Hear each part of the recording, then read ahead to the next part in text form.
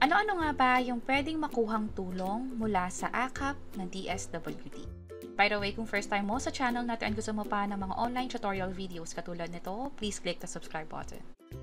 Katulad ng AICS o yung nakukuhang tulong pinansyal, mapa medical man yan, funeral, educational o iba pa, ang AKAP ay pwede ring i-apply sa DSWD.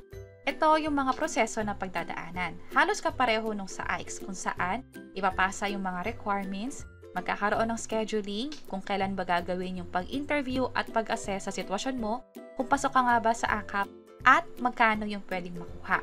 Doon sa assessment na yon, i-review yon at magkakaroon ng approval. Hanggang sa magkaroon ng releasing na, kung saan dito na mismo ibibigay o makukuha nung nag-apply sa AKAP yung assistance na makukuha niya. Ano-ano nga ba yung mga yon? Rice or food assistance, medical assistance pwede din, funeral assistance, at cash relief assistance. Para saan tong cash relief assistance?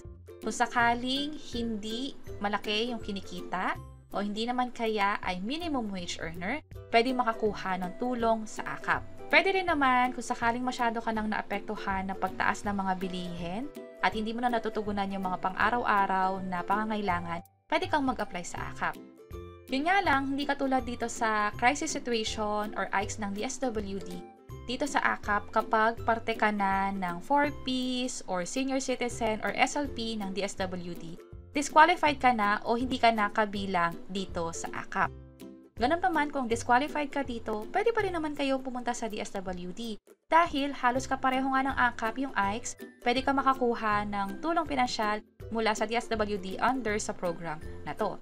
At nasabi natin kanina, yung mga pwede mong makuhang assistance, yung sa rice, food, medical, funeral, or cash relief, pwede rin naman yung guarantee letter. At itong guarantee letter or cash ay depende na rin sa assessment sa inyo ng DSWD social worker during interview and assessment.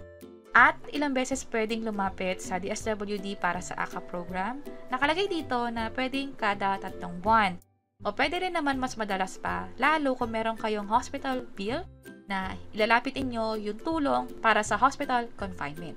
At idagdag na rin natin na dito mismo sa website ng DSWD, nilagay nila yung mga requirements. Hindi ganun karami yung requirements nila katulad dito sa AICS. So isa-isahin natin yung requirements, government issued ID. Pangalawa, yung nagpapatunay na minimum wage earner kayo o maliit yung kinikita ninyo. Isa sa mga pwede nyong ipakita ay yung Certificate of Employment. Pwedeng hingin ito sa kumpanya ninyo or sa HR ninyo. Kung meron naman kayo nung ITR, kada taon nakakakuha nito, pwede nyo na rin naman dalhin iyon. O di naman kaya kung sakaling nagmamay-ari kayo ng maliit na negosyo, pwede magkaroon o kumuha ng certification mula sa barangay. Pero may mga pagkakataon na depende sa hinihingi nating tulong, lalo kung yung sa funeral or medical assistance, dalhin nyo na rin yung mga requirements na nagpapatunay tungkol doon. Again, hindi siya nakalagay dito sa requirements, pero just in case at tanungin ng DSWD social worker, at least ready na rin kayo. At ano-ano yung mga requirements na yon? Pwedeng yung bill na babayaran niyo sa ospital, pwede rin naman yung para sa gamot, at iba pa.